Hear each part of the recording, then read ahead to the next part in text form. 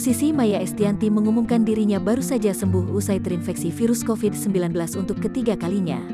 Maya Estianty mengumumkan dirinya terkena COVID-19 yang ketiga kalinya di channel YouTube Maya ALELDUL TV.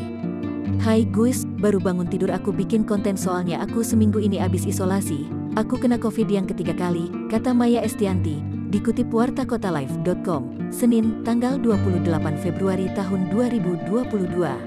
Wanita berusia 46 tahun tersebut mengakui sampai diejek adiknya, karena sudah merasakan berbagai macam jenis virus COVID-19 selama 2 tahun ini. "Untuk COVID ketiga aku bergejala sakit tenggorokan. Tapi enggak apa-apa, still fine," ucap bunda dari L dan Dul, istri Irwan Musri itu menyebut dirinya melakukan isolasi mandiri dengan asisten rumah tangganya, Art, yang baru bekerja dengannya selama 2 bulan, yang juga positif COVID-19. "Jadi aku gak gabut-gabut banget. Jadi ruang isolasiku di rumahku, Dul di belakang tinggalnya terpisah. Jadi aman banget," ungkap mantan istri Ahmad Dhani itu. Maya Estianty pun berbagi cerita tentang kegiatannya selama 1 minggu melakukan isolasi mandiri di rumah bersama Art. "Hari ini aku antigen udah negatif. Aku akan review ngapain aja aku COVID ini," ujar Maya Estianty.